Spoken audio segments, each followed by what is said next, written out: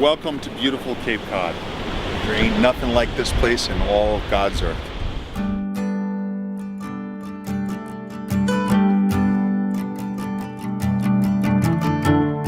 So we're here on the beach in Truro, part of Cape Cod, and this place is just full of history, and for a treasure hunter like me, I can't get enough. Kennedy walked on these beaches just 20 miles down. Jack Kerouac wrote On the Road in a dune shack over there. Eugene O'Neill set up the first plays of the 20th century that got critical review. On this very beach, within 20 miles, maybe 500 boats shipwrecked, including whaling vessels, fishing vessels, and most interesting is pirate vessels. Right on this beach is where the Widow, Sam Bellamy's pirate boat, sunk, and it was found, and it had $300 million worth of gold. And this is a cannonball, heavily encrusted, and this is the type of thing that you'd find on the beaches of Cape Cod. Now I'm going to tell you honestly, we put this here, and this is from a Spanish fleet that was sunk in 1715, but it's this exact type of artifact that you'd find right here on the beach in Cape Cod. And the history is endless here. One of the most iconic images in all of Cape Cod is the lighthouse.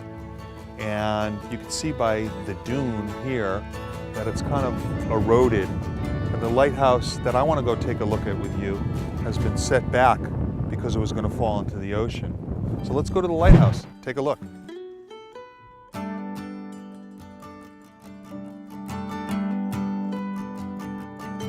Here at the Highland Light in Truro, Massachusetts, and I'm here with the president, Dan, and we're going to take a look right up at the top there.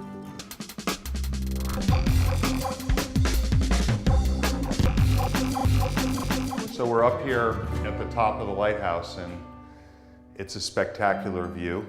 And if you swing around over here, you could see the Pilgrim Monument. It's just stunning. And you can see the water, you can see the beautiful landscape. This is the draw that people had to this place for over 200 years. It's really magic. So we're here at the Highland Museum, which is chock full of history from the 1600s and the Pilgrims right up to John F. Kennedy. This building, the Highland House Museum, was built in 1907 as a summer resort hotel.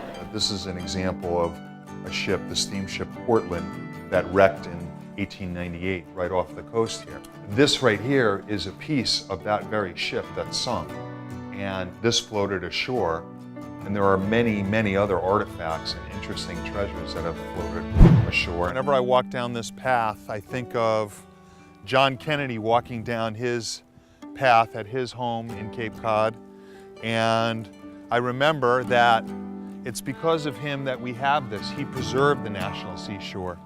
Anything built before 1961 can still be standing on the seashore, but a house like this that was built after 1961 was taken back by the government.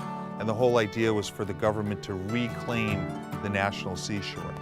So the beauty and history of this place were not short-lived, and right up till today, it draws people of all sorts, artists, writers, and it seems to be the hub for the East Coast where people of a creative mind meet. And I think about Tennessee Williams, who had Marlon Brando come up to his house and audition for a Streetcar Named Desire right around here.